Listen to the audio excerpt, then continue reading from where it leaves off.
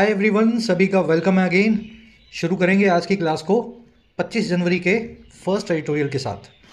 Class थोड़ी सी late है अपनी आज की। कल से आपको फिर से टाइम पे क्लास मिलेगी शाम को 6:30 बजे। ये आर्टिकल लिखा गया है मणिपुर में अभी भी जो वायलेंस बनी हुई है उस चीज़ पे, कि मणिपुर मुद्दे पे कोई बात नहीं कर रहा। 8 महीने हो गए इस स्टेट में, खून खराबा अभी भी जारी है।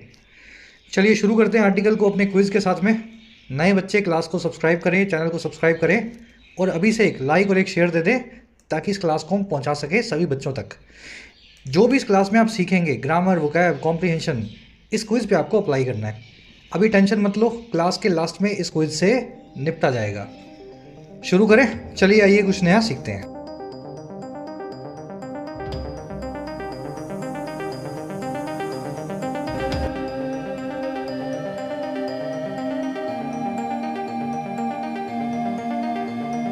कह रहे हैं जी डेंजरस स्टेटस को। ये वर्ड आपने बहुत सुना होगा, स्टेटस को। अगर याद नहीं रहता तो उसका हिंदी मीनिंग याद कर लो, अच्छे से पता होगा आपको। यथास्थिति, करंट सिचुएशन को बोलते हैं स्टेटस को। जो जहां है वहीं रहे तो ये कहलाएगा स्टेटस को। कह रहे हैं जो करंट सिचुएशन है, यथास्थिति है, बड़ी ही डेंजरस है मणिपुर में। अच्छा, ऐसा क्यों है? कह रहे हैं जी unless non state actors are demilitarized in Manipur, hostilities in the state will persist. थोड़े भारी वर्ड्स हैं। कह रहा है कि अगर ऐसा ना हो, अनलेस वर्ड का मीनिंग आपको अच्छे से पता होगा। अनलेस का मतलब है अगर ऐसा ना हो। अच्छा, कैसा ना हो भाई? अगर नॉन स्टेट एक्टर्स जो हैं वो डीमिलिटराइज ना किए जाएं। नॉन स्टेट एक्टर्स वो एक्टर्स हैं जो ना आर्मी से जुड़े हैं ना पुलिस से जुड़े हैं, लेकिन फिर भी अपने हाथ में हथियार लिए हुए हैं। स्टेट एक्टर्स कौन है? हमारी आर्मी, हमारी एयरफोर्स, हमारी नेवी, हमारी पुलिस, हमारी रिजर्व पुलिस, है ना, पैरामिलिट्रीज। नॉन स्टेट एक्टर्स वो लोग होते हैं जो इनमें से किसी से भी बिलोंग नहीं करते हैं, सरकारी तनख्वाह पे काम नहीं करते हैं, लेकिन फिर भी उन्होंने हाथों में हथियार उठा रखे हैं। जैसे नक्सलाइट्स हैं, है ना, टेररिस्ट हैं। कह रहा है कि जब तक ये नॉन स्टेट एक्टर्स को आप डीमिलिटराइज ना कर दें। डीमिलिटराइज करना यानी किसी आदमी के हथियार छीन लेना, उसको न्यूट्रलाइज कर देना। और कहाँ पे? मणिपुर में। कह रहा है ये अगर ऐसा ना हो तो फिर क्या होगा? कह रहा है ये हॉस्टिलिटीज जो हैं, खून खराबा या मार कटाई जो है, झगड़ा जो है इस स्टेट में, वो परसिस्ट करेगा, बना रहेगा, जारी रहेगा। हॉस्टिलिटीज का मतलब होता है लड़ाई झगड़ा, आपस की दुश्मनी, बैर, है ना। हॉस्टाइल वर्ड भी आपको पता होगा, दुश्मन जो हो आपका। तो तब तक मणिपुर में खून खराबा चलता रहेगा। परसिस्ट वर्ड का मतलब होता है किसी चीज़ का लगातार बने रहना, रिमेन करना, कंटिन्यू करना। कोशिश आपको कर रहे हैं कि हर वर्ड का मीनिंग बताएं ताकि स्ट्रक्चर को आप देख सकें। नॉन स्टेट एक्टर्स यानी कि नक्सलाइट्स, यानी कि टेररिस्ट, ये सब्जेक्ट हैं। आर मिलिटराइज्ड इसकी वर्ब है, पैसिव वॉइस में, इंडेफिनिट टेंस में।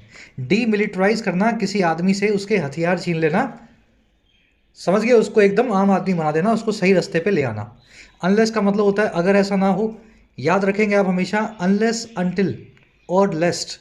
अनलेस, अंटिल और लेस्ट, तीनों वर्ड्स के बाद में कभी भी नॉट का इस्तेमाल नहीं किया जाता।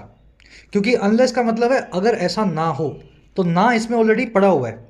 जब एक ना यहाँ रखा हुआ है तो दूसरी बार ना यानी नॉट का इस्तेमाल नहीं करना। अंटिल में होता है अगर, जब तक ऐसा ना हो। लेस्ट का मतलब होता है कहीं ऐसा ना हो। तो ना हो, ना हो, ना हो, जब ना ऑलरेडी यहाँ लग गया, आगे नॉट नहीं लगाना है। ये बात मैं बोलता कई बार हूँ, लेकिन आप जब गलती करोगे ना तो आप खुद अपना माथा बाद में पीटोगे। 50 बार सर ने बताया था अनलेस के बाद नोट नहीं आता, फिर लगाया है मैं, है ना। हॉस्टिलिटीज आपको बता दिया, कॉन्फ्लिक्ट, लड़ाई झगड़े को बोलते हैं। वो है इसकी विल परसिस्ट। चलो अब आगे बढ़ के आर्टिकल की सारी वोकैब देखेंगे। 5 ही वर्ड्स हैं, शुरू में देख लो ताकि पढ़ते हुए डिस्टर्बेंस ना हो। क्लास को एक लाइक और एक शेयर जरूर से देना। टेलीग्राम ग्रुप को ज्वाइन करने के लिए आपको @योर इंग्लिश ट्यूटर टाइप करना है। टेलीग्राम में आपको ग्रुप मिल जाएगा। साथ ही YT ऐप पे आप तैयारी कर सकते हैं अपने एग्जाम्स की, चाहे SSC हो, डिस्क्रिप्टिव राइटिंग हो, UPSC का हो या बैंकिंग का हो। ऐप का लिंक कमेंट सेक्शन में दिया गया है। राइटिंग के कोर्स में आप सीख सकते हैं राइटिंग, लगभग 60 से 70 घंटों में फ़ायदा आप ले सकते हैं इस कोर्स का।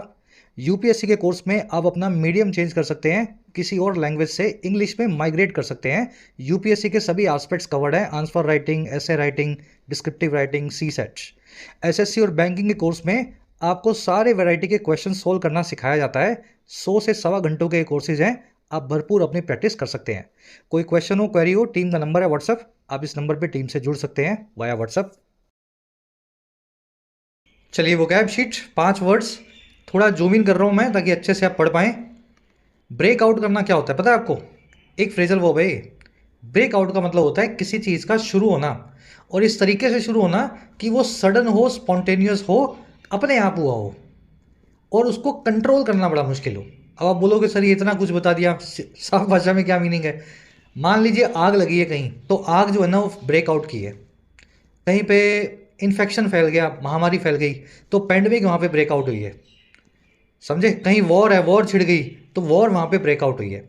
अचानक से ही आग लगेगी, अचानक से महामारी फैलेगी, अचानक से जंग शुरू होगी, स्पॉन्टेनियस होगी, ज़्यादा प्री प्लान नहीं होगी, और एक नेगेटिव फिनोमिनन होगा, नेगेटिव टाइप की घटना होगी जिसको कंट्रोल करना भी मुश्किल होगा बाद में जाकर के। ऐसी घटनाओं के शुरू हो जाने को अंग्रेजी में बोलते हैं ब्रेकआउट करना। ठीक है, फीलिंग आई ना इस वर्ड की, कैसे बना है वर्ड, किस काम आता है? अब यूज़ भी करके दिखाते हैं।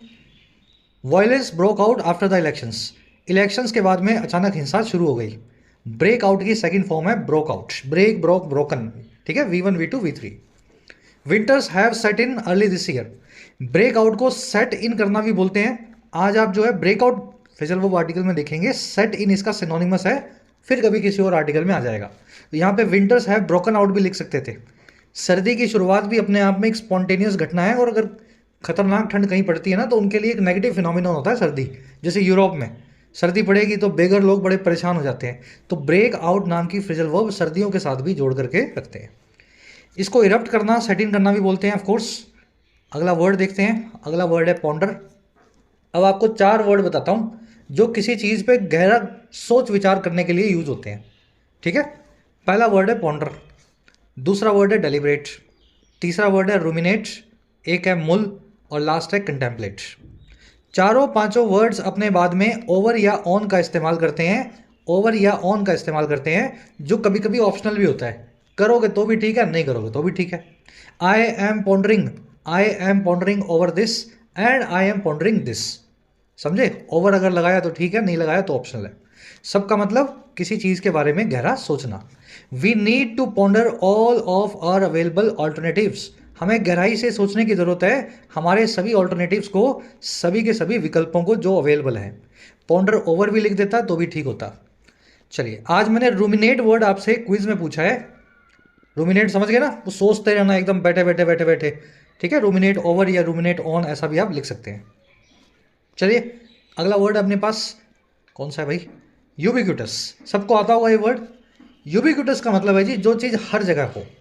जैसे गॉड है ना, गॉड यूबिक्यूटस है। अगर आप भगवान में बिलीव करते हैं, गॉड में, तो आपके हिसाब से गॉड हर जगह ही है ना, हर कण कण में। तो हर चीज़ जो यूनिवर्सल है, जो ओमनी प्रेजेंट है, परवेसिव है, वाइड स्प्रेड है, वो यूबिक्यूटस है। Plastic bags are ubiquitous, plastic की थैलियाँ हर जगह आपको मिलेंगी। परवेसिव नाम का इसका सिनोनिम आर्टिकल में आज आप देखेंगे। अगला वर्ड है अपने पास सेक्सिस्ट।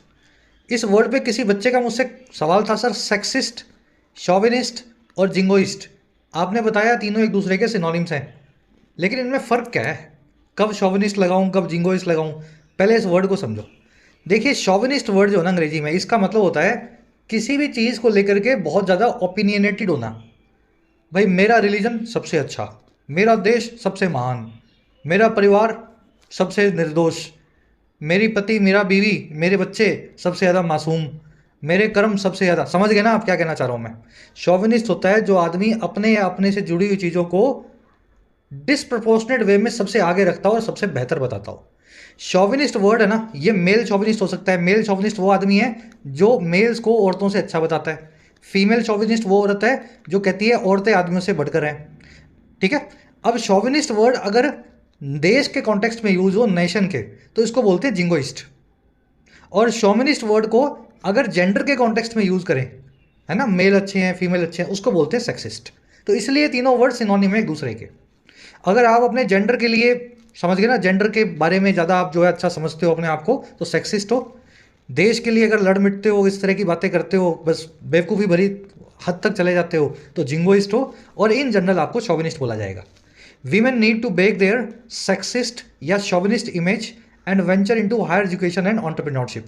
औरतों को ज़रूरत है कि वो अपनी सेक्सिस्ट इमेज को तोड़ें और वेंचर करें या घुसें हायर एजुकेशन और एंटरप्रेन्योरशिप में। सेक्सिस्ट इमेज क्या है विमेन की? घर बैठेगी, बच्चे पैदा करेगी, बर्तन करेगी, खाना बनाएगी, है ना। ये इमेज औरतों को छोड़नी चाहिए। चलिए लास्ट वर्ड अपना आज का, इरोनियस। देखिए ये वर्ड बना है एरर से। एरर का मतलब होता है गलती, एरोनियस मतलब गलती भरा, रॉन्ग या incorrect. The placement of unquestionable blind faith in any political sect is inherently erroneous.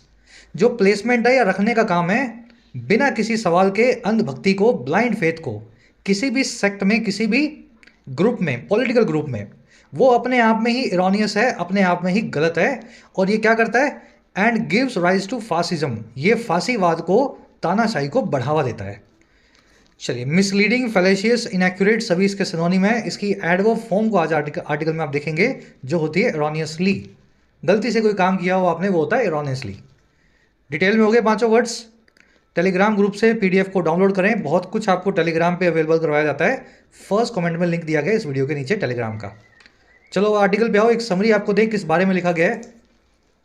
Manipur में 8 महीने हो गए, वायलेंस थम नहीं रही है। होम मिनिस्ट्री ने भी खूब कोशिशें कर ली, सीएम ने भी खूब कोशिश कर ली, पुलिस ने और मिलिट्री ने भी खूब कोशिश कर ली। और इस वायलेंस के ना थमने का रीज़न है, ऐसा माना जाता है कि मणिपुर का जो सीएम है बीरेन सिंह, वो 2 पार्टियां जो लड़ रही हैं उनमें से एक पार्टी को सपोर्ट कर रहा है। अब बीरेन सिंह के सपोर्ट करने की वजह से, कर रहे हैं या नहीं कर रहे हैं पता नहीं, लेकिन देखने में ऐसा लगता है, इस वजह से वहाँ पे वायलेंस जो है थमने का नाम नहीं ले रही है। और एक दूसरा रीज़न ये है कि पुलिस वालों के हथियार ही इन दोनों पार्टियां जो आपस में लड़ रही हैं इन्होंने लूट लिए, और उन हथियारों को लेकर के ये नॉन स्टेट एक्टर्स बन करके सड़कों पे घूम रहे हैं बंदूकें लेकर के। हमारा आर्टिकल कह रहा है कि इसका सोल्यूशन लाने का कुछ और इलाज निकालना पड़ेगा, आपको उंगली को टेढ़ा करना पड़ेगा। जिस ढर्रे पे मामला चल रहा है सुलझने वाला नहीं है। ठीक है, आज की टोन है कंसर्न बता रहा है वो मणिपुर में सिचुएशन के लिए, और थोड़ा बहुत सजेस्टिंग है, सजेशंस भी देगा क्या किया जा सकता है। चलिए शुरू करते हैं। 8 months after ethnic violence broke out between the largely valley-dwelling Meitei and the hill-dwelling Kuki-Jumi या Kuki-Ju communities in Manipur, hostilities continue। कह रहे जी 8 महीने बाद, किस चीज़ के भाई, जब एथनिक वायलेंस ब्रोक आउट कर गई। ब्रेक आउट करना किसी चीज़ का, गलत घटना का अचानक से शुरू होना, आग का, महामारी का, वायलेंस का, है ना। तो कह रहा है जब एथनिक वायलेंस, एथनिक का मतलब है जो एथनिसिटीज़ के बीच में है, 2 कल्चर्स के लोगों के बीच में है, 2 नस्लों के लोगों के बीच में है, ऐसा समझ लो। कह रहा है और ये किस किस के बीच में है जी, ये वायलेंस है 2 जातियों के बीच। पहली है मैतेई, दूसरी है कुकी-जुमी। मैतेई जो है वो मोटे तौर पे वैली में रहती है, घाटी में रहती है, नीचे मणिपुर में नीचे के एरिया में। और ये हिल ड्वेलिंग है, ड्वेल करना यानी रहना, हिल मतलब पहाड़, कुकी-जुमी जो पहाड़ों पर रहते हैं। कह रहे जब से ये मामला शुरू हुआ 8 महीने से वायलेंस शुरू हुई है इन दोनों कम्युनिटीज़ के बीच में मणिपुर में, हॉस्टिलिटीज़ जो हैं, कॉन्फ्लिक्ट जो है, झगड़ा है, अभी भी जारी है। Hostilities continue. समझ गए सेंटेंस, बढ़े आगे। ड्वेलिंग मतलब रहने वाला, ड्वेल का मतलब होता है रहना। ठीक है, कह रहा था एथनिक पोलराइजेशन हैज़ परसिस्टेड। कह रहा है ये जो एथनिक पोलराइजेशन है, एथनिक तो समझ गए ना, एथनिसिटी से जो रिलेटेड हो, जो आपकी नस्ल से, जाति से, कल्चर से रिलेटेड हो। मैं पंजाबी, तू सिंधी, ये गुजराती, वो बंगाली, है ना, सब एथनिसिटीज़ हैं अपने अलग अलग। कह रहा है जो एथनिक पोलराइजेशन है, पोलराइजेशन क्या होता है, किसी एक पोल की तरफ झुक जाना, ध्रुवीकृत हो जाना, किसी एक पार्टी के लिए जो है पागल हो जाना ना, एक तरफ अपना सारा रख लेना। कह रहा है ये जो एथनिक ध्रुवीकरण है ये बना हुआ है, परसिस्ट कर रहा है अभी भी मणिपुर में। और ये क्या कर चुका है जी, and displaced people on both sides are still unable to return to their homes। कह रहे जी और जो लोग डिस्प्लेस्ड हो गए हैं, अपनी जगह से हट गए हैं, बेघर हो गए हैं, दोनों ही तरफ से, चाहे वो मैती के हों चाहे वो कुकी-जू के हों, वो अभी भी अनेबल हैं, अभी भी इस काम को नहीं कर पा रहे हैं कि वो रिटर्न करें, अपने घरों तक पहुंच सकें, अपने होम्स तक। और क्या हो रहा है साथ में, सेमीकोलन को देखो, ये सेमीकोलन बताएगा एक एडिशनल और काम भी हो रहा होगा वहाँ पे। Schooling and health care remains disrupted and writ of the state government does not run in Kuki-Ju hill areas। Schooling और हेल्थ केयर जो है अभी भी डिसरप्टेड बने हुए हैं, अभी भी ठीक से चल नहीं पा रहे हैं। और जो रिट है, कमांड या अथॉरिटी है स्टेट गवर्नमेंट की, वो रन नहीं करती है कुकी-जू के पहाड़ी एरिया में। समझ गए, तो ये सारे काम जो है वहाँ पे अभी हो रहे हैं। पोलराइजेशन आप समझ गए, ध्रुवीकरण, एक तरफ झुक जाना, मैं तो जाट हूँ जी, है ना, तू तो पंजाबी है, तू तो राजपूत है, बस ये पोलराइजेशन होता है ना, अपने हिंदू मुस्लिम का भी हो जाता है। तो वैसा ही कुकी जू का और मैतेई का वहाँ पे बना हुआ है बड़ा जोरों से। इट हैज़ परसिस्टेड, परसिस्ट करना, किसी चीज़ का कंटिन्यू करना, रिमेन करना, बने रहना। पीपल की वो है are, people are unable to return to their homes. Schooling और हेल्थ केयर आप समझते हैं, इन दोनों की वो है रिमेन। डिसरप्टेड होना यानी किसी चीज़ का डिस्टर्ब्ड रहना। रिट का मतलब होता है अथॉरिटी। स्टेट गवर्नमेंट की क्या अथॉरिटी है? पुलिस कहीं भी जा सकती है, स्टेट गवर्नमेंट के अंडर में पुलिस है ना। जो भी काम आप करते हैं स्टेट जहां रहते हैं स्टेट गवर्नमेंट के अंडर में करते हैं। लेकिन कुकी जू के अंदर ना पुलिस जा सकती है ना स्टेट का कोई कानून चलता है। Writ does not run in this areas. चलिए आगे बढ़े। रिट मतलब अथॉरिटी या कमांड। कह the government's inability to win peace and failure of the institution such as the state assembly to deliberate on the problem have compounded the conflict. कह रहा है जी दो चीज़ें हैं। पहली चीज़ है सरकार की इनेबिलिटी, सरकार की असक्षमता, मजबूरी, और क्या करने की, पीस को विन करने की, शांति को जीत लेने की या बना लेने की। और दूसरी चीज़ क्या है? दूसरी चीज़ है फेलियर, नाकामयाबी। और किसकी है भाई? ऐसे इंस्टीट्यूशंस की जैसे कि स्टेट असेंबली। असेंबली समझते हैं आप? लेजिस्लेटिव असेंबली क्या होती है? विधानसभा। जैसे कि विधानसभा। और वो फेलियर इनका है कि वो डेलिब्रेट करें, वो बात करें, गहरे से सोचें इस प्रॉब्लम पे। कह रहे इन दोनों चीज़ों ने ना, इन दोनों चीज़ों ने कंपाउंड कर दिया है और ज़्यादा बढ़ा दिया है इस कॉन्फ्लिक्ट को। कंपाउंड करना यानी कंपाउंड इंटरेस्ट आपने पढ़ा होगा, इंटरेस्ट पे इंटरेस्ट, है ना। चक्रवृद्धि ब्याज लगा करके इस कॉन्फ्लिक्ट को और मोटा कर दिया है। कह रहा है जी ये सारा काम कैसे हो रहा है? Even as the chief minister and Biren Singh continues to be seen more as an ethnic leader. कह रहा है ये तब हो रहा है इवन एज, एक तरफ तो जो सीएम है वहाँ के बीरेन सिंह वो जारी हैं देखा जाना, he continues to be seen. To be seen यहाँ पे पैसिव इन्फिनिटिव है, सीएम को देखा जाता है, तो वो जारी है कि अभी भी देखा जाता है कि क्या एक एथनिक लीडर के तौर पे, मैतेई कम्युनिटी का एक रिप्रेजेंटेटिव के तौर पे। और ये सारा काम कैसे हो रहा है? ये सारा काम हो रहा है जी preventing the possibility of any thaw in the pervasive hostility. Prevent करते हुए, रोकते हुए संभावना को, पॉसिबिलिटी को, किसी भी थॉ की, किसी भी नरमाई की। थो का मतलब होता है नरम होना, चीज़ों का पिघलना। और किसमें नरमाई जो आए इस परवेसिव हॉस्टिलिटी में, मणिपुर में हर जगह फैली हुई यूबिक्यूटस परवेसिव कॉन्फ्लिक्ट में, झगड़े में। लंबा सेंटेंस है यार, पर छोटे छोटे वर्ड करके पीस करके बता दिया। रिपीट कर देता हूँ एक बार, फिर स्ट्रक्चर देख लो, फिर जो ग्रामर कॉन्सेप्ट है बता दूंगा। हॉस्टिलिटी, इनेबिलिटी सरकार की जो मजबूरी है, असक्षमता है, और जो फेलियर है वहाँ की असेंबली का कि वो बात करे, इन दोनों चीज़ों ने इस कॉन्फ्लिक्ट को और बढ़ा दिया, कंपाउंड कर दिया, कंपाउंड इंटरेस्ट लगा के इसको चक्रवृद्धि ब्याज बना दिया। और जो सीएम है वहाँ का, वो आज भी देखा जाता है कि वो सीएम कम है और मैत्री कम्युनिटी का लीडर ज़्यादा है ना। वही झगड़े को बढ़ाने की कोशिश कर रहा है, ऐसा देखा जाता है वहाँ। कह रहा है जी ये हो कब रहा है? ये सब तब हो रहा है, इससे सारी पॉसिबिलिटी प्रिवेंट हो गई है किसी भी नरमाई की, किसी भी थॉ की, किसी भी मेल्टिंग की, इस हॉस्टिलिटी की, परवेसिवनेस में, इस मामले की, कॉन्फ्लिक्ट की हर तरफ फैले होने में। परवेसिव होना, हर तरफ फैला होना, हॉस्टिलिटी मतलब झगड़ा। चलिए स्ट्रक्चर देख ली। इन दोनों की वो है कंपाउंडेड, कंपाउंड करना, बढ़ा देना। सीएम की वो है कंटिन्यूस। चलो थॉ मतलब जब झगड़ा वगड़ा होना, उस झगड़े के अंदर जो गर्माहट आती है, रिलैक्सेशन आता है, नरमाई आती है, सॉफ्टनिंग आती है, उसको बोलते हैं थॉ। ठीक है, THAW थॉ। नया वर्ड होगा आपके लिए, आगे बढ़ते हैं। डेलिब्रेट ऑन करना, याद होगा सारे वर्ड्स। रूमिनेट ऑन या ओवर करना, मुल ऑन या ओवर करना। ऑन लगा दो, ओवर लगा दो, कोई पुलिस नहीं पकड़ेगी आपको, दोनों वर्ड सही हैं। ऑन लगा दो, ओवर लगा दो, both words will do fine. ठीक है, इन सभी वर्ड्स के बाद में। चलो अब आज के क्विज में पूछा हुआ है, मैंने क्या शरारत करके ऐड लगा के दिया आपको क्विज में। अब आपको देखना है पैनी नज़र से कहाँ पे ऐड लगा हुआ है, ऑन कर दूँ उसको या ओवर बना दूँ। आगे कह रहा है जी even media and civil society organisations seem to be divided on the ethnic lines. कह रहा है जी और तो ठीक है, ये जो मीडिया है ना हमारी नालायक मीडिया, और जो सिविल सोसाइटी ऑर्गेनाइजेशंस हैं, जो सिविल सोसाइटी के ग्रुप्स हैं, NGOs वगैरह, ये भी दिखाई देते हैं कि ये भी बटे हुए हैं, फूट पड़ी हुई है इन पे एथनिक लाइंस पे। कोई मीडिया चैनल कुकी जुम्मी का है, कोई मीडिया चैनल मैतेई का है, ये भी जो है आपसी में लड़ रहे हैं फूट डाल करके। कह रहा है and more dangerously the role of the army and central paramilitary forces is being seen through this lens. और कह रहा है जी मोर डेंजरस बात तो ये है जी, जो भूमिका है आर्मी और CPRF जो है CRPF की, पैरामिलिट्री फोर्सेस की, CRPF है, CISF तो नहीं लगाई होगी, CRPF होगी, और समझ गए ना, और भी तरह की जो पैरामिलिट्री फोर्सेज हैं, इनकी भूमिका को भी देखा जा रहा है इसी लेंस से। इनको भी लोग जो हैं भेदभाव वाला बता रहे हैं कि पुलिस और वहाँ की फोर्सेज भी जो है लोगों से भेदभाव कर रही हैं। और कह रहा है ये कैसे पता लगा हमें, कह रहा है जी these things are evident in the utterances of the CM and representatives of ethnic chauvinist groups.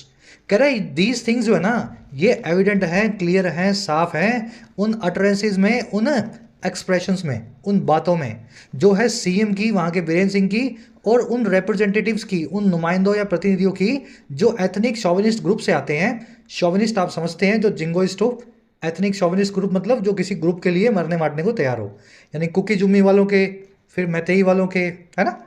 तो अगर इनकी बातें आप सुनोगे तो देख के आपको पता लगेगा कि आर्मी और सेंट्रल पैरामिलिट्री फोर्सेज जो हैं वो भी काफ़ी ज़्यादा एक मतलब अपने अपने हिसाब से अपना अपना जो है साइड पकड़ के बैठी हैं। अटरेंस का मतलब होता है ऐसा एक्सप्रेशन जो आपने चलते फिरते दे दिया, बात नहीं की आपने, कुछ हल्का फुल्का बोल दिया है ना, मुंह से निकल गया, इसको बोलते हैं अटरेंस। सेंटेंस की स्ट्रक्चर देख लिया आपने, मीडिया ऑर्गेनाइजेशंस की वर्ब है, इन दोनों की वर्ब है सीम, रोल की वर्ब है is being seen, continuous tense present में, पैसिव वॉइस में इज, प्लस में बीइंग, प्लस में वर्ब की थर्ड फॉर्म। भाई एक्टिव पैसिव तो आता है ना सभी को, जरूरी है, बेसिक्स जरूरी है, चैनल के होम पेज से जाकर के बेसिक्स को कवर करें। एविडेंट का मतलब होता है क्लियर, साफ, अटरेंस आपको बताया, शोविनिस्ट, जिंगोइस्ट, सेक्सिस्ट, फेनेटिक, है ना। कह रहा था union government's response has been to rely on a smoke and mirrors approach. कह रहा अब सेंट्रल गवर्नमेंट की बात करो, देखिए यूनियन गवर्नमेंट और सेंट्रल गवर्नमेंट एक ही बात है। कह रहा दिल्ली सरकार का जो रिस्पॉन्स है वो रहा है कि वो रिलाई करें, वो डिपेंड करें एक ऐसी अप्रोच पे जिसको अंग्रेजी में बोलते हैं स्मोक एंड मिरर्स अप्रोच। अब ये क्या होती है, आपको एक कमरे में छोड़ दें जिसमें खूब धुआं हो और मिरर्स लगे हों, आपको समझ ही नहीं आएगा बाहर कैसे निकलूं। मिरर्स में धुआं दिख रहा है, धुएं में मिरर्स दिख रहे हैं, दरवाज़ा दिखेगा नहीं। स्मोक एंड मिरर्स का मतलब होता है डिसेप्टिव, धोखा देने वाली, इल्यूजन क्रिएट करने वाली। सरकार का रिस्पॉन्स भी धोखा देने वाला ही है, इल्यूजन ही क्रिएट करने वाला है। सरकार कोई बात साफ साफ बता नहीं रही, और वो काम क्या किया है सरकार ने, a de facto assumption of powers relating to law and order enforcement without publicly announcing the imposition of article 355। कह रहे जी सरकार ने असरदार तौर पे डी फैक्टो मतलब the fact of the day, आज के हिसाब से बात करूं तो असरदार तरीके से सरकार ने अजम्पशन कर दिया है, अज्यूम कर लिया है, ले लिया है अपने ऊपर सभी पावर्स को जो जुड़ी हुई हैं लॉ एंड ऑर्डर से जुड़ी हुई, है ना। और कह रहा है ये कैसे किया है, बिना पब्लिकली अनाउंस किए आर्टिकल 355 को लगाए जाने को। और ये कौन सा आर्टिकल है भाई, ये वो आर्टिकल है जो इस चीज़ को इनेबल करता है कि केंद्र सरकार स्टेट के अंदर अपनी पुलिस, अपना आर्मी को, समझ गए ना, अपने हिसाब से लगा सके। तो सरकार भी धोखा दे रही है, बता नहीं रही कि 355 लगा के बैठे हम, मामला बहुत खराब है ना। 355 चुपचाप लगा रखा है और अपने हिसाब में, अपने हाथ में सब कुछ ले रखा है, मामला सुलझ नहीं रहा और सरकार कुछ बोल भी नहीं रही, है ना। It is a smoke and mirrors approach. चलिए रिस्पॉन्स की हुआ हैज़ बिन, रिलाई ऑन करना, डिपेंड ऑन करना, हिंज ऑन करना, किसी चीज़ पे डिपेंडेंट होना। स्मोक एंड मिरर्स ईडियम है, मैंने आपको बताया। डिसेप्टिव कोई काम होता है ना उसको बोलते हैं, धोखे वाले काम को स्मोक एंड मिरर्स जो है अप्रोच। अजम्पशन यानी किसी चीज़ को अज्यूम कर लेना, अपने ऊपर ले लेना। इम्पोजिशन यानी लगाना, दैट आया आर्टिकल 355 के लिए, इसकी वर्ब है इनेबल्स। आर्टिकल 355 क्या है, चलो मैं नहीं बताऊंगा, सब लोग खुद से देखें। 4 आर्टिकल सभी को पता होने चाहिए, 352, 356 और 360। 356 की वीक फॉर्म है 355, ठीक है। याद खुद से पढ़ोगे 5 मिनट लगेंगे गूगल पे, लेकिन हर इंडियन को, हर भारतीय को संविधान के इन 4 आर्टिकल के बारे में पता होना चाहिए, 52, 55, 56 और 60। चलो कमेंट्स में डालना जिन बच्चों को पता है ऑलरेडी। आगे बढ़ते हैं। There has been little follow up on confidence building measures between the representatives of the ethnic groups. थोड़ा बहुत लिटिल जो फॉलोअप है वो रहा है। लिटिल का मतलब है ना के बराबर, हैज़ बिन मतलब रहा है, फॉलोअप का मतलब होता है पीछे पीछे आने वाला एक्शन। कोई काम शुरू करते हो ना तो फिर उसको वहीं खत्म नहीं होता, तो बाद में थोड़ा थोड़ा करके उसको पूरा करते हो आप। तो फॉलोअप क्या होता है, थोड़ा थोड़ा करके बाद में जो पूरा एक्शन होता है। तो फॉलोअप एक्शन थोड़ा बहुत ही रहा है ना के बराबर। और किस चीज़ पे, कॉन्फिडेंस बिल्डिंग मेजर्स पे, ऐसे कदमों पे जिससे कॉन्फिडेंस बिल्ड हो, लोगों का सरकार में भरोसा फिर से पैदा हो। और किन के बीच में हो ये हो रिप्रेजेंटेटिव्स के बीच में, जो इन 2 एथनिक ग्रुप्स के हैं, मैतेई और कुकी झूमी के। और किसके बाद, ये सारी बात है after visits by union home minister Amit Shah, home minister Amit Shah की विजिट के बाद, and others from his ministry, उसकी मिनिस्ट्री में दूसरे लोगों की विजिट के बाद। तो होम मिनिस्ट्री आकर के तो चली गई मणिपुर में, लेकिन पीछे कोई फॉलो अप एक्शन नहीं हुआ कि होम मिनिस्टर चाहते हैं कि कॉन्फिडेंस बिल्डिंग हो, झगड़ा खत्म हो, उसके ऊपर कोई काम काज जो है स्टेट में हुआ नहीं। फॉलो अप की वो है has been. The latest visit by a home ministry team is a reaction to a resolution. कह रहे फिर जो विजिट आई है दूसरी बार होम मिनिस्ट्री की टीम से, वो सिर्फ एक रिएक्शन है, एक रेजोल्यूशन की, एक संकल्प की, एक फैसले की। और रेजोल्यूशन का किसने लिया है? बाय लगा के बता रहे हैं, बाय सम एमएलएज, मणिपुर के कुछ एमएलएज के द्वारा, विधायकों के द्वारा। और क्यों? To take collective action following fresh killings and violence in Moreh town. ये संकल्प था कि कलेक्टिव एक्शन लेंगे, फिर मिलजुल करके एक्शन लेंगे जो कुछ किलिंग्स और वायलेंस हुई है मोरे टाउन में उसके बाद। तो एमएलए मिल करके संकल्प ले रहे हैं, यानी एमएलए खुद ही कानून हाथ में ले रहे हैं। तो ये जैसे ही इन्होंने ये काम किया है ना, इन्होंने रेजोल्यूशन पास किया कि हम कुछ ना कुछ करेंगे, बदला लेंगे, होम मिनिस्ट्री की टीम जो है भागती भागती आई स्टेट में, विजिट की वो है। चलिए ये फर्स्ट आपका जो है पैराग्राफ पूरा हो गया। आपको पूरी सिचुएशन बताइए। सेकंड पैराग्राफ में आपको बताएगा सिचुएशन का रीजन क्या है। एक ग्रामर कॉन्सेप्ट है, उसको भी देख लो। कॉन्सेप्ट ये है कि सच के बाद में लगाया गया एज, और कभी कभी लगाया जाता है दैट। तो कब एज लगाएं और कब दैट लगाएं, ठीक है। सच दैट भी तो सुना होगा आपने। चलो देखो जी, सच के बाद में एज सब लगेगा जब आपको ऐसा मीनिंग देना हो सेंटेंस में, इस तरह का, इस तरह का। वो मेरा ऐसा दोस्त है कि जैसा कोई दोस्त मेरा है ही नहीं। आई बात समझ में? इस तरह का। और सच के बाद में दैट तब लगेगा जब हिंदी में मीनिंग आएगा इतना की। ये तो देसी ट्रिक बताइए मैंने उस बच्चे के लिए जिसका ग्रामर पोर्शन वीक है, जो रिलेटिव प्रोनाउन नहीं समझता। सच के बाद में एज तब लगता है जब रिलेटिव प्रोनाउन चाहिए हो आपको, एज रिलेटिव प्रोनाउन बन जाता है, या प्रेपोजिशन चाहिए हो। और दैट तब लगता है जब आपको कंजंक्शन चाहिए हो। चलो अब यूज करके दिखाता हूं। There is no such thing, there is no such thing as या दैट अ फ्री लंच। ये कहावत है। कहावत का मतलब ये है दुनिया में कुछ भी मुफ्त नहीं है। फ्री लंच नाम की कोई चीज़ नहीं होती। आपको लग रहा है ना कोई चीज़ मुफ्त में मिल रही है, तो मुफ्त में नहीं मिल रही, आपको ऐसा लग रहा है ना। अब मुझे बताओ, सच थिंग के लिए यहाँ पे फ्री लंच नाम का नाउन यूज़ किया गया है। फ्री लंच नाउन से पहले एक प्रेपोजिशन आपको चाहिए। प्रेपोजिशन बन सकता है सिर्फ एज, दैट तो बन नहीं सकता।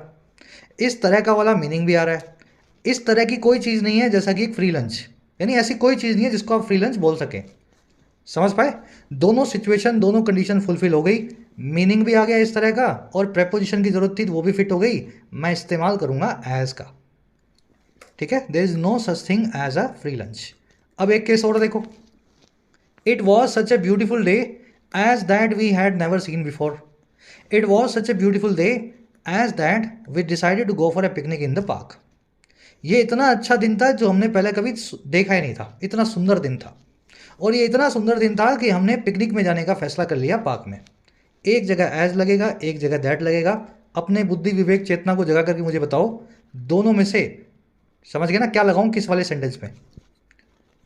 टेस्ट करो खुद को कितने पानी में हो, है ना। कॉन्सेप्ट फिर समझ में आएगा, आपके दिमाग में बैठेगा। देखो जी, यहां लगेगा एज और नीचे लगेगा दैट। पहले मीनिंग से बताता हूं, पहले मीनिंग से बताता हूं। ये इतना सुंदर दिन था, इस तरह का सुंदर दिन था जैसा हमने कभी देखा नहीं था, as we had never seen before. और ये इतना सुंदर दिन था कि हमने कुछ डिसाइड कर लिया कि हम जो है पार्क में जाएंगे। इतना सुंदर दिन था कि हमने डिसाइड कर लिया। समझ गए? मीनिंग से आ गया एज। इतना सुंदर था कि हमने ऐसा कभी देखा ही नहीं था, और इतना सुंदर था कि हमने पार्क में जाने का फैसला कर लिया। अब आ जाओ ग्रामर से, जिन बच्चों की ग्रामर ठीक है। देखो एज जो है ना, एज ये एक रिलेटिव प्रोनाउन का काम करेगा। प्रोनाउन भी है, कंजंक्शन भी है, इसी को बोलते हैं रिलेटिव प्रोनाउन। और कैसे काम करेगा? ये बनेगा वर्ब का ऑब्जेक्ट, और ये आया है ब्यूटीफुल डे के लिए। एंटीसीडेंट है ब्यूटीफुल डे।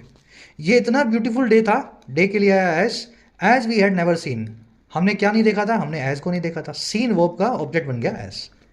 बना के नहीं बना relative pronoun? Who, which, that, हुम, याद है ना सब आपको। एज भी एक रिलेटिव प्रोनाउन है, लेकिन तभी बनता है जब सच आपके साथ जो है एज को मिल जाए। तो इस केस में सच के साथ में आप एज का इस्तेमाल करेंगे। ब्यूटीफुल डे इसका एंटीसीडेंट होगा, सीन वर्ब का ये ऑब्जेक्ट होगा। और इधर देखो, यहाँ पे कोई रिलेटिव प्रोनाउन नहीं चाहिए, गो वर्ब का कोई ऑब्जेक्ट आपको नहीं चाहिए, इसलिए यहाँ पे दैट का इस्तेमाल होगा, एज का इस्तेमाल नहीं हो सकता। चलिए लास्ट क्वेश्चन आपको दे रहे हैं as homework. The issue was of such importance as या that we couldn't ignore it. Issue ऐसी अच्छी इंपॉर्टेंस का था, इतनी ज़्यादा महत्वपूर्णता का था कि हम इसको इग्नोर नहीं कर सके। सब बच्चे ट्राई करेंगे, कमेंट्स में डालो, गलत ही होगा तो सही कर दूंगा, सही होगा तो हार दे दूंगा, और बताना सर समझ में आ गया या समझ में नहीं आया। ठीक है, चलो फीडबैक मिलता रहे तो मैं अगली बार कोशिश करता हूँ किसी दूसरे तरीके से कॉन्सेप्ट को दूसरे एंगल से समझाया जाए। बस इतना लिख दिया करो सर समझ में आ गया कॉन्सेप्ट या समझ में नहीं आया। कह रहा the pre dominance of military outfits is alarming. जो प्री डोमिनेंस है, प्री जब भी ये लगेगा ना रूट, इसका मतलब होगा पहले या ज़्यादा। प्री रूट का अंग्रेजी मतलब है पहले, पहले या ज़्यादा। कह रहा है जी जो डोमिनेंस है ज़्यादा वाली, ज़्यादा मीनिंग दे रहा है यहाँ पे आपको प्री। जो प्री डोमिनेंस है या प्रीडोमिनेंस है, बहुत ज़्यादा डोमिनेंस है या पावर है मिलिटेंट आउटफिट्स की, हथियारबंद जो है आउटफिट्स की, जो है ऑर्गेनाइजेशंस की, वो अलार्मिंग है, बड़ी ही चेताने वाली है।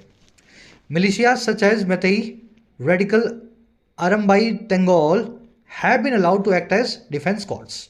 जो मिलिशिया है, मिलिशिया मतलब नॉन स्टेट एक्टर्स, हथियारबंद लोगों का ग्रुप जो पुलिस या आर्मी की तनख्वाह पे काम नहीं करते हैं। कह रहा है हथियारबंद लोग जो है मिलिशिया के, जैसे कि मैतेई की एक मिलिशिया है इस नाम की, ये अलाउ किया गया है इन मिलिशियाज को, इन हथियारबंद ग्रुपों को, कि वो एक्ट करें डिफेंस स्क्वाड के तौर पे, खुलेआम घूम घूम करके अपनी सिक्योरिटी जो है वो खुद से देखें अपने हथियार हाथ में लेकर के। और ये काम कैसे कर रहे हैं वो? Brandishing weapons and being allowed to vitiate the already perilous discourse in the valley. Brandish करते हुए, हाथ में दिखाते हुए, शेक करते हुए, वेव करते हुए वेपन्स को, हथियारों को, और अलाउड होते हुए, इजाज़त मिलते हुए कि वो विशिएट करें, करप्ट करें, इम्प्योर करें पहले से ही इस पेरिलस डिस्कोर्स को, बहुत ही मुश्किल जो है, बहुत ही खतरे भरे जो बातचीत है, डिस्कोर्स है, उसको इस वैली में, मणिपुर की घाटी में। आई बात समझ में? तो मणिपुर की एक मिलिशिया बनी हुई है मैत्री लोगों की, मैतेई लोगों की, हाथ में हथियार लेके वो खुलेआम घूमते हैं। उनका नाम, उनको काम दिया गया कि आप डिफेंस करेंगे मैतेई कम्युनिटी का, आप वेपन रखें अपने हिसाब से, जहाँ मर्जी आए जाएं। तो ये काम वहाँ पे हो रहा है। कह रहे जी इवन एस, वहीं जबकि Kuki insurgents do the same in the hill areas. ऐसा ही कुछ कुकी के जो इंसर्जेंट्स हैं, जो मिलिशिया हैं, जो नॉन स्टेट एक्टर्स हैं, वो भी करते हैं पहाड़ों के एरिया में, हिल एरियाज में। समझ गए सेंटेंस? सबकी अपनी अपनी आर्मी बनी हुई है, एक हथियारबंद। मिलिशिया की वो है has been allowed, have been allowed. Insurgents की वो है डू। इंसर्जेंट्स मतलब लड़ाके या बागी। ब्रांडिश करना यानी किसी हथियार को हाथ में पकड़ के जोर जोर से हिला के दिखाना, है ना। पेरिलस मतलब बहुत ही ज़्यादा खतरनाक। डिस्कोर्स का मतलब है बातचीत। विशिएट करना यानी करप्ट करना, इम्प्योर करना।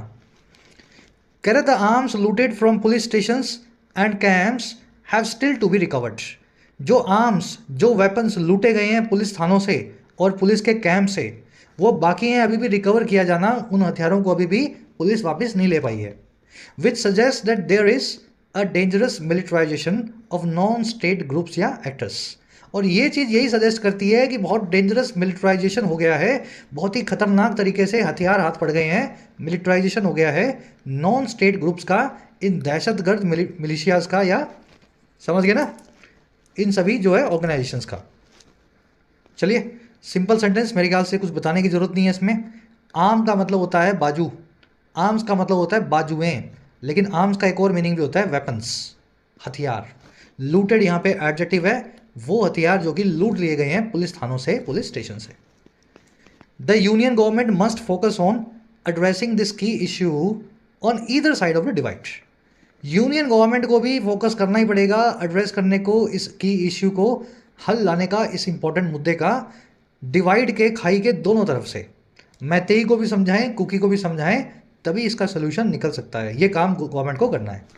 फोकस के बाद में आपको ऑन लगा के बताना होता है। कंसंट्रेट और फोकस दोनों वर्ड्स अपने बाद में ऑन प्रेपोजिशन को फिक्स रखते हैं। कह रहा है meanwhile mister Singh has tried to erroneously link the prevailing conflict and the ethnic polarisation to the refugee situation in Manipur. कह रहा है जी इसी बीच जो सीएम है मणिपुर का, मिस्टर सिंह, वो कोशिश कर चुका है कि वो गलत तरीके से लिंक करे, एरोनियसली वो जोड़ करके लिंक करें। एरोनियसली मतलब गलत तरीके से, लिंक करना नहीं, जोड़ना। और किसको? इस प्रिवेलिंग कॉन्फ्लिक्ट को, इस चलते हुए, रिमेन करते हुए झगड़े को, और किसको? एथनिक पोलराइजेशन को, जो एथनिसिटी के हिसाब से ध्रुवीकरण हो गया है, आधे मैतेई आधे कुकी जुमी। और लिंक किससे कर रहे हैं? ये सीएम साहब लिंक कर रहे हैं, टू लगा के बता रहा है, रेफ्यूजी सिचुएशन से मणिपुर में। वो कह रहे हैं जी रेफ्यूजियों की वजह से हो रहा है ये, हम कुकी जुमी वाले तो बड़े प्यार से रहते थे, बाहर से कुछ म्यांमार से कुछ लोग आए हैं जिनकी वजह से यहाँ पे जो है खून खराबा हो रहा है। तो इनका ये एरोनियस तरीके से लिंक करने का काम है। और ये सारा रेफ्यूजी कहाँ से आए हैं? Predominantly from the Chin communities fleeing the civil war in Myanmar following the attacks by the junta. कह रहे ये वो रेफ्यूजीज हैं जो प्रिडोमिनेटली या मेनली चिन कम्युनिटीज से आए हैं, और ये आए हैं फ्ली करते हुए, छोड़ते हुए या भागते हुए सिविल वॉर को जो म्यांमार में या बर्मा में चल रही है। और ये वॉर चल रही है अटैक्स के बाद वहाँ की आर्मी के, जिसको हम हुंता भी बोलते हैं। जे साइलेंट होता है ना, लिखा जुनता जाता है, बोला हुंता जाता है। समझ गए? सिंह की वॉब है हैज़ ट्राइड। मिस्टर सिंह ये काम कर चुके हैं, पर किया गलत तरीके से, ट्राइड एरोनसली। प्रिवेलिंग कॉन्फ्लिक्ट यानी वो कॉन्फ्लिक्ट जो प्रिवेल करता है अभी भी मणिपुर में चलता है। ये कम्युनिटी वाले वो हैं जो फ्ली करके आए हैं। फ्ली करना मतलब जान छुड़ा के भागना। चलिए, this has led to the demand for ending the free movement regime और FMR enabling trade and people to people contact near the border. कह रहे जी ये जो एरोनिस लिंक किया इन्होंने, मिस्टर सिंह ने, ये लीड टू कर गया उस डिमांड की तरफ, उस मांग की तरफ कि एंड कर दिया जाए, ख़त्म कर दिया जाए एक FMR के रिजीम को। हमारा और म्यांमार का एक पैक्ट है, कॉन्ट्रैक्ट है कि बॉर्डर एरिया के अंदर एक दूसरे को आने जाने से नहीं रोकेंगे, है ना। पीपल टू पीपल जो है कॉन्टैक्ट भी होगा, रिश्तेदार इधर से उधर, उधर से इधर, और ट्रेड भी हो जाएगा, ट्रक वर्क आएंगे जाएंगे। कह रहा है जी ये जो चीज़ है ना, ये लीड कर गई है डिमांड की तरफ कि इस FMR को ही ख़त्म कर दिया जाए, इस पीपल टू पीपल ट्रेड और इनेबल ट्रेड को जो है ख़त्म कर दिया जाए। समझ गए? दिस की वो है हैज़ राइट टू। कह रहा है जी while the porous border has also enabled drug trafficking and the movement of insurgents. कह रहे हैं जहाँ ये पोरस ट्रेडर है, पोरस का मतलब होता है सुराखदार, जिसमें छोटे छोटे होल्स हों, जिसमें से आना जाना बड़ा आसान हो। कह रहे हैं जहाँ ये आसानी से आर पार किया जाने वाला जो बॉर्डर है इंडिया और म्यांमार का, जो पोरस है, सुराखदार है, इसने साथ ही साथ इनेबल किया है ड्रग ट्रैफिकिंग को, नारकोटिक्स के धंधे को, व्यापार को, और मूवमेंट को, इंसर्जेंट्स की, लड़ाकों की या बागियों के आने जाने को। कह रहा है वहीं पे a cessation of the FMR would be a case of throwing the baby out with the bathwater. कह रहा है वहीं पे अगर सेसेशन हो गया, स्टॉप कर दिया, होल्ड कर दिया, टर्मिनेट कर दिया इस FMR के रिजीम को या समझौते को म्यांमार के साथ, तो ये वो वाला केस होगा लेने के देने वाला। लेने के देना समझते हैं ना, आपसे 10 रुपये लेने थे लेकिन कुछ ऐसा काम कर दिया कि 50 रुपये आपको देने बन गए। इसको अंग्रेजी में बोलते हैं throwing the baby out with the bath water. समझ गए? फॉरेस्ट बॉर्डर की वो है हैज़ इनेबल्ड। ट्रैफिकिंग वर्ड का मतलब अंग्रेजी होता है खरीद फरोख्त किसी गलत चीज़ की। ड्रग ट्रैफिकिंग मतलब ड्रग्स की खरीद फरोख्त, ह्यूमन ट्रैफिकिंग मतलब इंसानों की खरीद फरोख्त, है ना। इंसर्जेंट आप समझते होंगे, लड़ाके को बोलते हैं। सेसेशन यानी किसी चीज़ का कंप्लीट स्टॉपेज, है ना। सेसेशन बना है सीज से, सीज मतलब रुकना। सेसेशन की वर्ब है would be. Throw the baby with the bathwater, बच्चे को नहलाया धुलाया पानी में, और पानी गंदा हो गया, ये बच्चे की मिट्टी लगी हुई थी, फिर पानी फेंका और साथ में बच्चे को भी फेंक दिया। अरे फेंकना है तो पानी फेंको ना, बच्चे को बाहर निकालो, बच्चा जिसको नहलाया था उसको तो बाहर निकालो। वैसे ही FMR में गलत चीज़ें होती हैं, लेकिन अच्छी चीज़ें जो हो रही हैं वो मत ख़त्म होने देना। ऐसा ना हो कि गलत चीज़ों के चक्कर में FMR को ही ख़त्म कर दो, बाथ वाटर के चक्कर में बच्चा भी साथ में फेंक दो। ठीक है, तो थोड़ी सी ह्यूमरस इडियम अंग्रेजी में, throwing the baby out with the bath water. चलो, हर चीज़ लॉजिक से समझने में मज़ा आया होगा ऑफकोर्स। अब आ जाओ अपने क्विज़ पे। फर्स्ट क्वेश्चन से शुरू करते हैं। इनमें से कौन सी स्टेटमेंट फैक्चुअली इनकरेक्ट है? 4 स्टेटमेंट्स मैंने आपको दी हैं। पहली स्टेटमेंट ये है, आर्म्ड इंसर्जेंसी एक बड़ी ही वरिंग सिचुएशन है मणिपुर में। क्या ये स्टेटमेंट गलत है? फिर एक स्टेटमेंट मैंने ये दी है, होम मिनिस्टर जो है पर्सनली विजिट करके गए हैं स्टेट को सिचुएशन का जायजा लेने के लिए। क्या ये स्टेटमेंट गलत है?